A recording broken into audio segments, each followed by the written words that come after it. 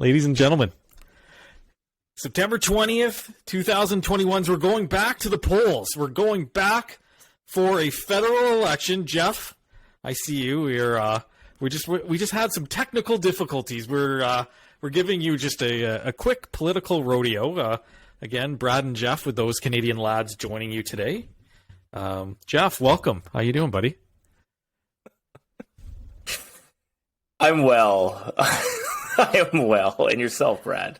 Well, essentially, I'm learning how to utilize some new programs. Just the click of a button and we fixed it, right? Some technical difficulties on trying to get set up tonight. But I hope there's not that many difficulties on getting an election rolling from Justin Trudeau's pandemic try for a majority government. So how you doing tonight, buddy? I am utterly distracted by what has transpired over the last 20 minutes. Has it been 20 minutes? I don't know. I think so. I think it would have been great to hit record during that whole time where we kept logging in and out. And yeah. Hey man, it happens. It happens in the podcast world. What was your first thoughts to kind of just get away from the shit show that just occurred? Yeah. You know, what was your first thoughts on having to go to the polls and put yourself at risk in the fourth wave with the Delta variant out there? What was your thoughts, Jeffrey? Okay, admittedly, I'm not worried about going to the polls in a crowd of people. I've been to 2 Elks games, so that's not it. I do think that we're very early into this. The election was only called on Sunday. Truth be told, I have not done my due diligence. I do believe that regardless of any preconceived notions about how I vote, I always kind of like to see what every party is coming from, and is there something along the lines that really speaks to me. I haven't done that at this point in time, although I don't believe there will be anything. I do think that this is a calculated move on the Liberals and Justin Trudeau's part in regards to trying to get a majority government. I do think that if they don't get it and they do another minority government, I do think this is going to be a complete shit show. And I wish there was something to say that they could be punished for wasting the time and the tax dollars and the ceasing of government during the pandemic in order to campaign. So I would say that's probably the biggest burr that I have in regards to this. Yeah, I don't know how much of a debate we're going to have tonight about obviously going into the polls in September. But truthfully, I hope that people take a look at this and say, okay, there's a lot of things going on in the world right now. There is the Afghanistan situation where the Taliban is taking over the country again, coming back after 20 years of a liberated Afghanistan. The Taliban have retaken pretty much control of the country again, and this is going on during now an election period for Canada, which we did have Canadian soldiers fight and die for this country. It seems like it's a bit of it's going to be, I think, a hot topic during this the political season that we're going into here in September. But it's going to be interesting. I don't know what to think of it. I kind of sit on the side of the fence with you. I'm more annoyed that this is just more political ploy to gain a majority. They obviously identified a point in the polls where they're like, okay, this is where we're going to strike. This is where we're going to go and make our run for that majority government so they can get another clear and free 4 years, right? So at the end of the day, it's going to be up to Quebec and Ontario, and let's see what their thoughts are. Did Justin buy enough votes during this pandemic with the amount of money that he printed in regards to putting this country in debt and then putting my children and your future children in the bullseye of high taxes, because it's not going to be you and I paying for it too much, but it's going to be a generation down the line who's going to be the day of retribution, as Jason Kenney called it, will be coming. The day of retribution.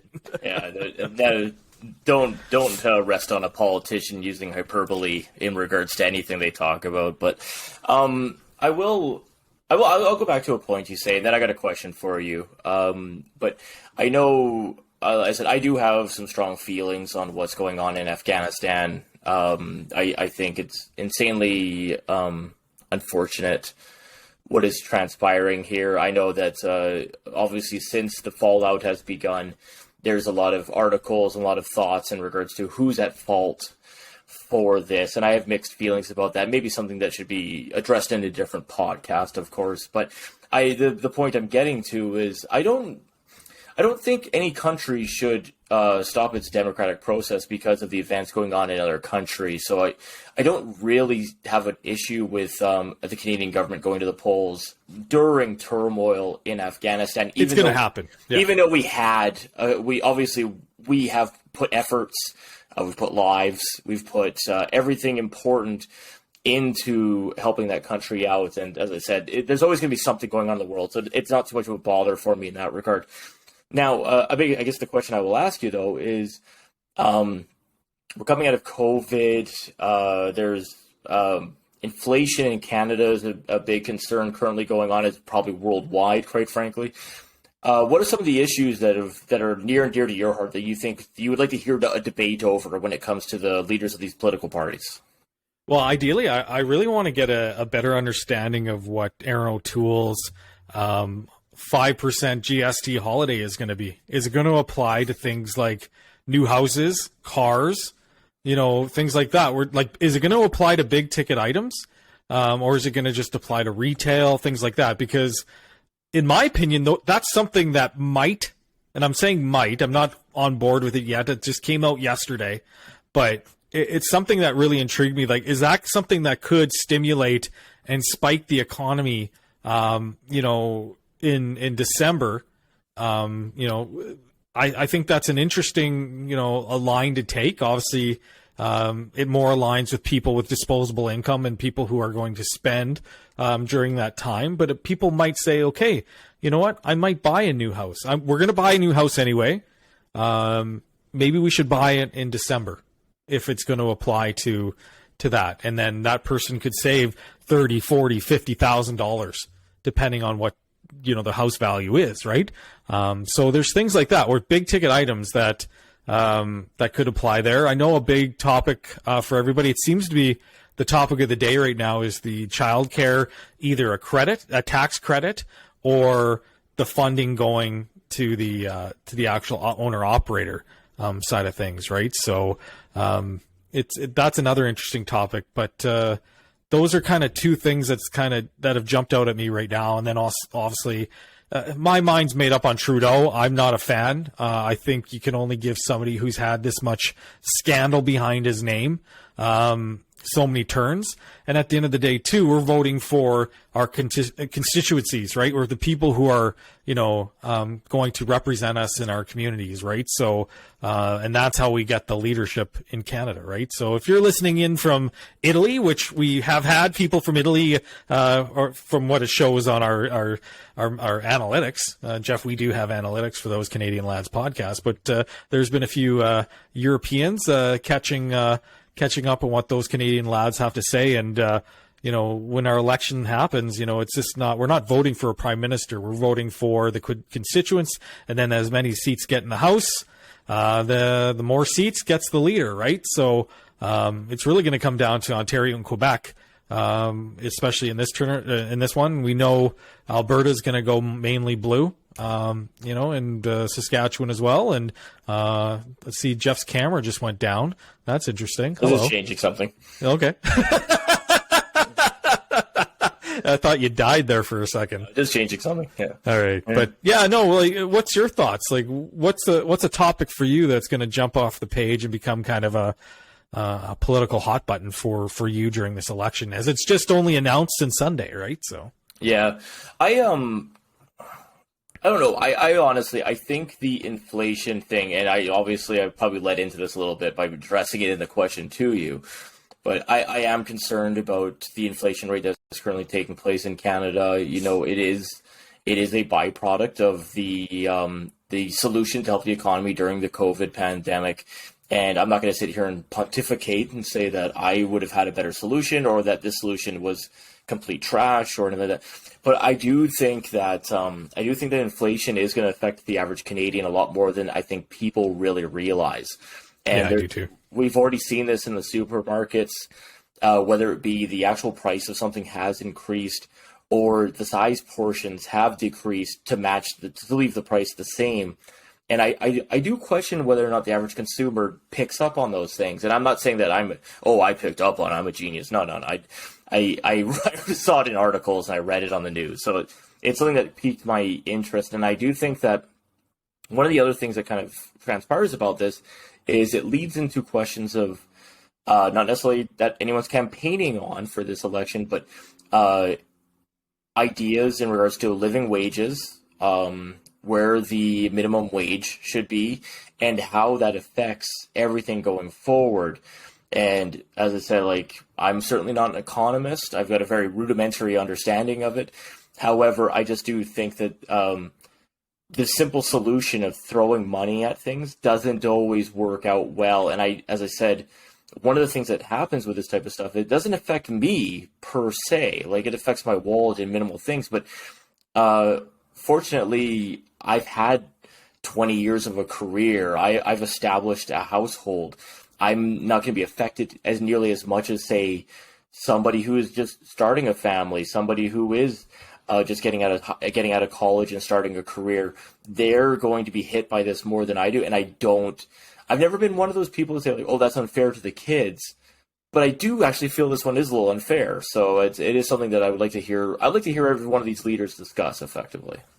Yeah, I hope we get that conversation. I know Pierre Poilievre, that's kind of been his platform from the Conservative side, is that you can't keep spending money, because it's going to catch up to you, and it's catching up to us now. We're starting to see that inflation increase, and it is affecting our wallets. It's affecting the way we live, and it's going to affect, like we spoke about earlier, the next generation. And it is bothersome to think about, right? That there are going to be people struggling. Like you said, you've established yourself. We've worked 20 years in industry, and now we're, watch a younger generation try to keep ahead, keep going, right? And it's not going to be easy. So, and it's not going to be easy for us either. But it's not going to be as hard for it's not going to. We grew up. Like, we established ourselves at the boom. We're talking 2005, 2006, the boom in Alberta. Everything was going hard. Everything was going strong. Everybody had, if you wanted a job, you could have a job. That's the thing, right? If you could breathe on this glass and you fogged it up, you could get a job in Alberta. A lot different now today than it ever was. But very interesting times. Another topic that came up, and it was kind of pre-election kind of pandering to the marketplace, was when Trudeau came out and said that we're going to go green vehicles, we're going to go non-carbon based vehicles by a certain day. I think it was 2045? Yeah, something like that. Or 2035. So it's something really, it's not that far away. And all that was doing was saying to the Ontario voting base is that here, everybody in Ontario, Oakville, that whole manufacturing base out in Ontario and near Toronto, we're going to build electric cars in your plants. Vote Liberal. That's all that was, right? And but as an Albertan, that scares me, because obviously we need fuel-based vehicles to keep the oil sands going, so we can start or keep refining gasoline out of the oil sands and all that kind of good stuff. So that's only one piece of it, but just silliness, right? Like, climate change is a concern to me as a Canadian, but it's a concern in the sense of, I want it properly handled. And I don't think the Liberals properly handle it. I think they ignore the research and development that a lot of the oil and gas companies have put in, especially in Alberta, to try to combat this. Our oil is ethically sound.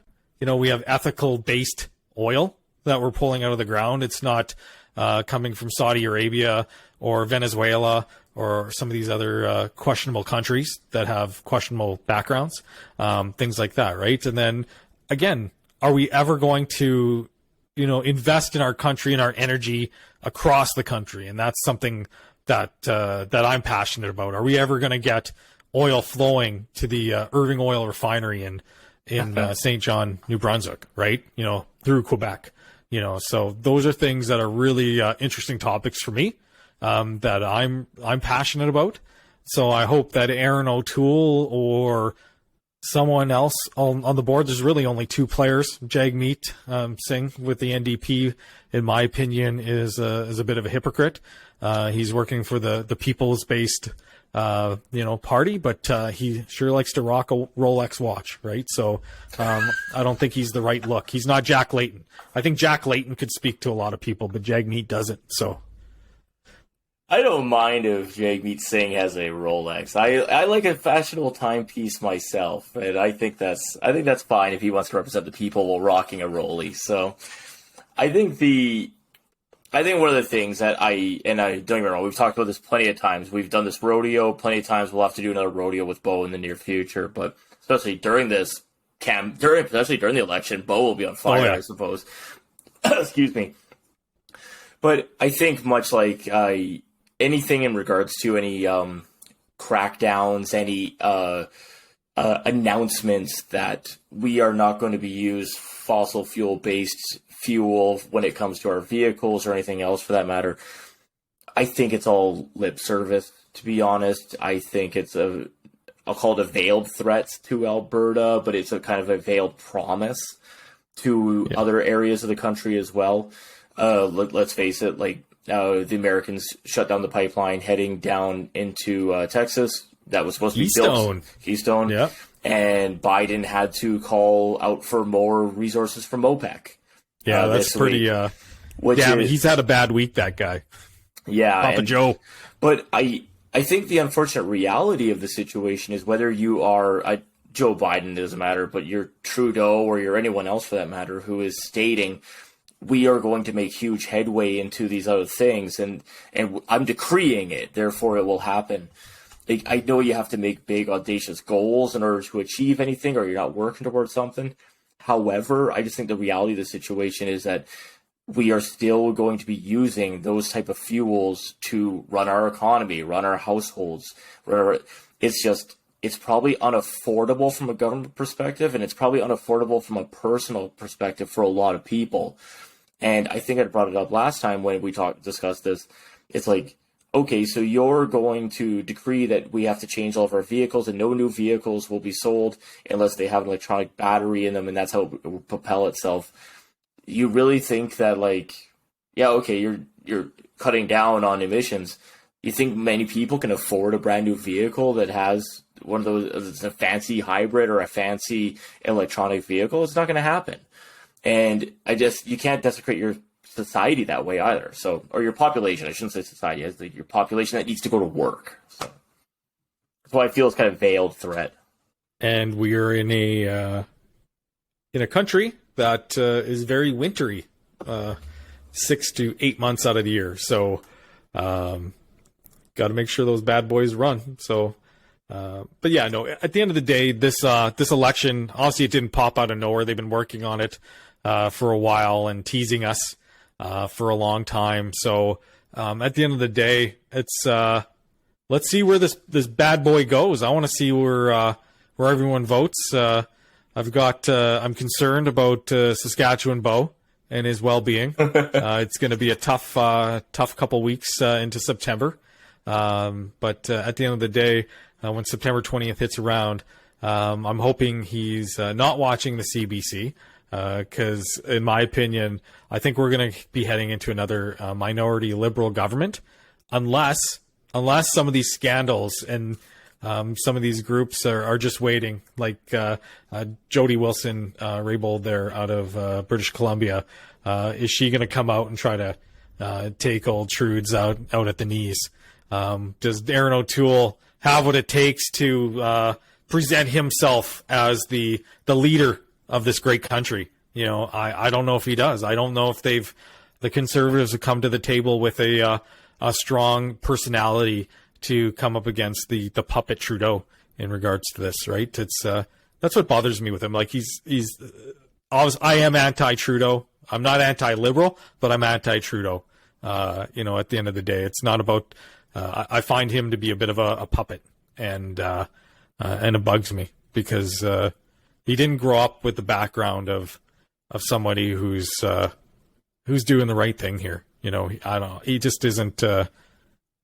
He's not a leader. He's not a leader. So.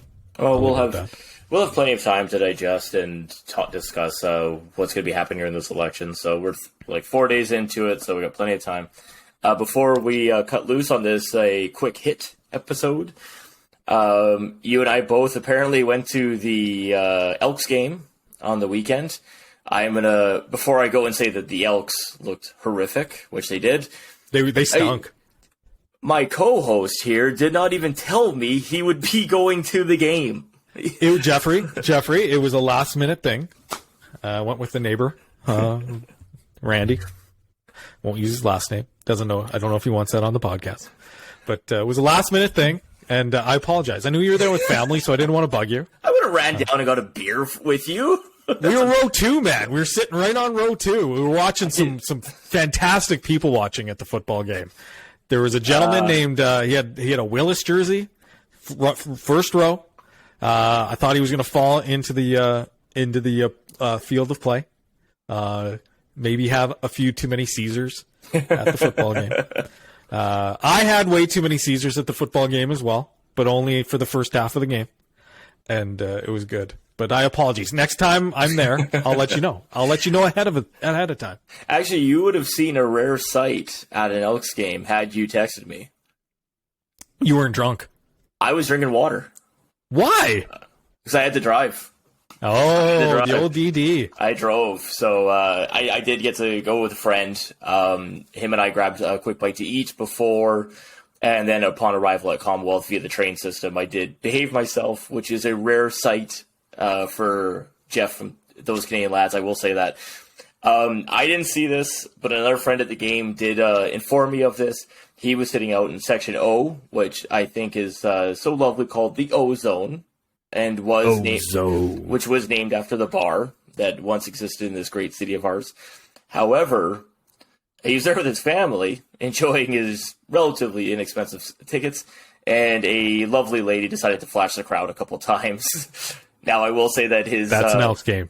Yeah, it's an Elks game, exactly. I think his teenage son probably enjoyed it, but I wonder if it was the lady that did that to us at the Elks game when we were there with our wives. Well, that was like 7 years ago. But yes, that could have been longer. That could have been a decade ago. Yeah. No, but we've seen similar events transpire at a football game in Edmonton. I think it's like I said, after going to the first game, it was a stark realization that nothing had really changed in Edmonton when it came to how the crowd was going to react or conduct itself at Commonwealth Stadium, and I'm quite happy to see that, to be honest. Yeah, you know what? The normalcy was back. Very interesting to see people who were masked there. So obviously, the older generation, a lot of older folks were wearing masks, and then a lot of young people, in their late teens, early 20s. So and then a lot of people without. So just interesting kind of people watch and kind of see the dynamics. That was my first event with more than 10 people. So ended up going to an event with like 20,000. Not a lot of people around. We sat in a good section, watched a terrible football game, and had too many Caesars right off the get-go. They're delicious, by the way. Delicious Caesars, stadium Caesars. So excited. And if for our dear listeners across the border in the United States, if you don't know what a Caesar is, it's a Clamato tomato juice product with vodka, spices, and a wedge of lime and Tabasco, and it's a refreshing drink. It's disgusting. It is a disgusting drink. Jeff does not like them. Yeah, so those are terrible. I had way too many of them. So, anyways, that being said, Yeah, no, it was good. I apologize. Next time I decide to go to an Elks game, I will give you the heads up and say, "What up, plugger number 2?" Just say you need a beer or a Caesar in your case, and I'll bring you a Caesar. All right, now that we've hashed that out, obviously this has been a quick hit on those Canadian lads. We've addressed the beginning of the election that's coming up. We'll have plenty more thoughts of that coming up in the future. Brad, any parting thoughts? Yeah, no parting thoughts today. Like I said, we're going to get more into the election. Maybe I do have a few parting thoughts in regards to... if you say no, you used to go, no, good night. Good night. No, I don't. No, I don't. I will touch on... We haven't touched on the topic du jour in a long time. I want to personally thank you. Thank you, Jeff, for telling me about the documentary called UFO. It's produced by J.J. Abrams. It dives into a different aspect of the topic du jour, the UFO phenomenon. Now I'm very excited to get into Skinwalker Ranch, not only to scare myself, but also to be enlightened of what's going on there. Because obviously, if people are paying money to be there, obviously Robert Bigelow buying a ranch, and now the new owner, his name I cannot remember, but it's very interesting that some of the happenings that are going on there, and essentially they tied in ATIP, Lou Elizondo, Senator Harry Reid, all these players in this whole topic. It kind of links back to Skinwalker Ranch and Robert Bigelow and all these guys. So I'm excited to kind of do some research, dig into that side. So that is my parting thought, Jeff, that thank you for enlightening me on that and bringing me to speed. And maybe we'll do a review one of these days on that. But that being said, we're getting guests now. So very exciting times on those Canadian lads. So I know we've got Emmanuel Paris, Olympian, coach. And we might have a special guest in the paranormal world of Edmonton coming on board. So with those Canadian lads to give us a bit of an insight of what's going on pre-fall, pre-October Halloween season, right? So I'm very excited of that one because this person has a podcast and they talk about murder. Yeah, actually, regardless, if we'll say who it is once we kind of sew things up. I'm actually going to recommend her podcast one way or another down the road because I've listened to all but one of them, and she does a great job. I really enjoy it. I do want to just quickly nail home the UFO documentary. For our Canadian listeners, it's on Crave. If you subscribe to that, it's on there under the HBO Showtime banner. For our American listeners, it's under Showtime. So there you go. It is a great balanced documentary when it comes to this type of stuff. For a UFO enthusiast, it's always good to get the other side of it. I know that, as you and I were discussing before the podcast, that the UFO community is not necessarily enjoyed this documentary because it is balanced and they've allowed skeptics onto it. The one thing, I'm not certainly trying to make light of this, but at the same time, it is a good indicator of where we were at one point in time. And you and I already kind of discussed this, but they jump into the Betty and Barney Hill story, which is kind of the first major abduction story that took place in the United States. When you kind of jump into ufology, it's kind of the first abduction story you kind of stumble upon because it is the first documented one. There is a lovely shot of the plaque that the town in New Hampshire has put up in regards to show that this event took place on this day, and I think it's a good window into American society at that point in time that they've put Betty and Barney Hill on the plaque. As we all know, in typical Western society and European society, you would have the man's name first. I think that this is probably a good indicator that they've put Barney second because of the fact that they were a mixed race couple. But that's just my theory. I don't know that for sure. But anyways, check out the documentary. It's worth watching. Absolutely. And I'm looking forward to, as we're bringing in new guests and amping up our podcasting for 2021 as we close out our first year. You know, we're on the YouTube. We're bringing on special guests. We're bringing old guests. Bo will be back. Saskatchewan Bo on the political rodeo episodes of Those Canadian Lads. He'll be back as well. So I'm excited for what the next couple months bring. But you know, we got hockey season starting in 56 days, so you can do the math. I'm not going to tell you what the date is, but 56 days, we're going to drop the puck on a new season for the Edmonton Oilers. We're also going to be following what the Elks do. Hopefully they don't go 0-3. There's a game tomorrow night in British Columbia. So, I don't know. I'm just so pumped up, Jeff, with what's coming down the pike on the podcast, and it's been an amazing journey so far. With the shittiest summer ever, and people are giving us feedback on our restaurant review of Violino last week, and some people actually want to go to experience the experience of what it can be. I don't think that's going to happen again. I think they're going to step their game up. I'm not going to lie. Good. All right. Well, that's all I've got. Thank you very much for tuning in, and we will see you on the flip side. Thank you very much. Have a great night. Violino. Better press stop.